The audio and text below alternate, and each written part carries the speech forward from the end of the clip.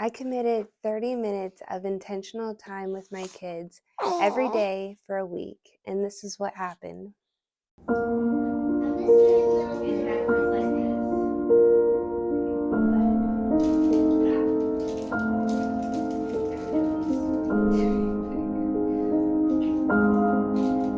It's so easy to feel guilt over not creating enough quality time with my children. The desire from them for me to be present is strong, and the disappointment when I am unavailable is heartbreaking. But this past week revealed to me a lot about what they need and who I am, and that I wasn't that far off from being what they need.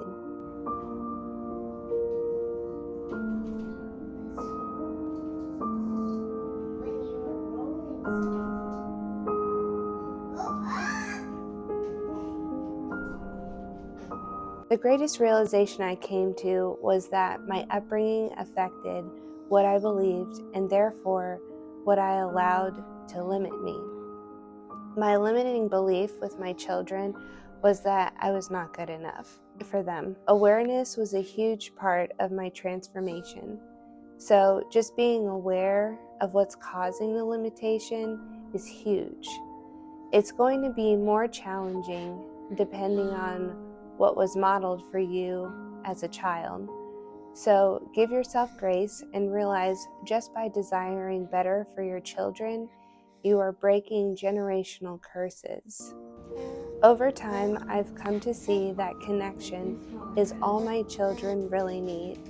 Connecting improves behavior, it gets rid of mom guilt, and it opens the door to their world. Just like any good habit, it will not happen unless you make committed, intentional plans to make it a part of your life. Can I make one?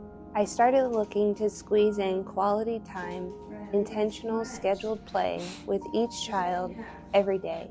I've heard that all they need is 15 minutes of connection every day. I wanted to challenge myself a bit, and so I committed 30 minutes a day of intentional time with my children for a whole week.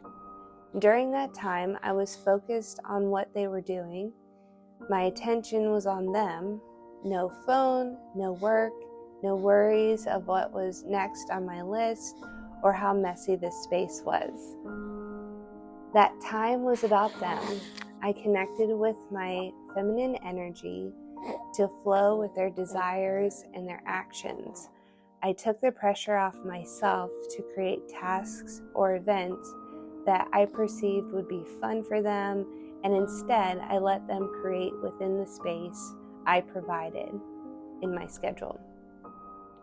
There was a number of things that we did throughout the week that made this time attainable and fun.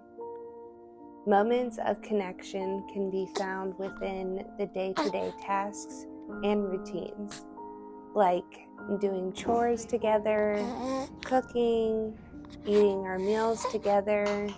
We also would read a book, play a game, dance to our favorite song, take a walk, draw, or paint together, go through family photos, tell stories about my childhood, and other ways I was more intentional with them was by taking opportunities to ask more about what they were thinking or ask about what they were doing.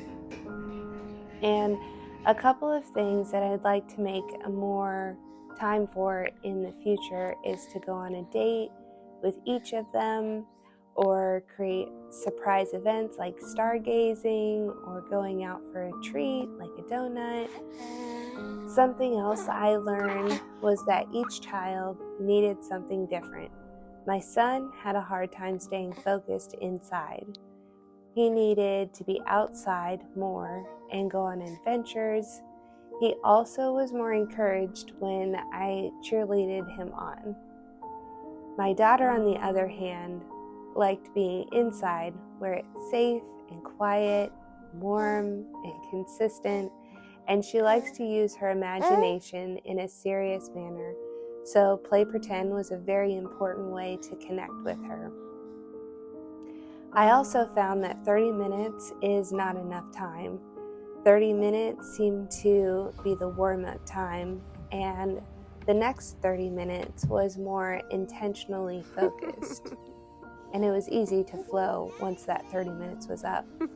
I also realized I'm doing a better job than I thought. It wasn't that challenging to commit an hour to each of my children every day, as long as I was focused and made time for it. As the week went on, I saw that some of the same issues remained despite my presence, and therefore I could reassure myself that I am doing good enough for them. There were, of course, marked differences in their behaviors due to my presence, like satisfaction in life. However, I could finally see that I was meant to be everything that they need. It was my self-worth that was keeping me in a hole of actually being intentional, because I feared that I would prove to myself that I wasn't good enough if I tried to be there for them and then failed. Failing to me looked like their disappointment. But I realized disappointment is just a part of learning, and they need me to face my fears. They need me to just be there for them, even if I don't think it's good enough. They need to hear and see that they matter to me. As a child, my mom was busy balancing everything with her own strength, and my dad was always working. I didn't have a lot of intentional time coming from my parents to reassure me that I matter and that I'm worthy. I don't blame them. They did the best that they could at the time that they had. However, I do see how I'm blessed to have realized this and to make a change for my children. Hopefully now they won't struggle as much as I have with self-worth, and they will feel important, as if they can do or be or have anything they desire, just by believing that they are worthy of it.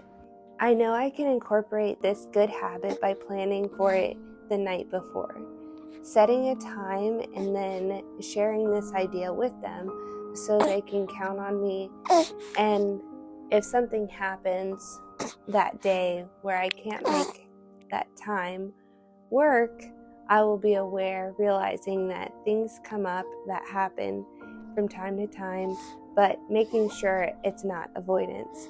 Sometimes I make excuses to avoid this intentional interaction, but being aware that I am doing all that I can to curb that behavior.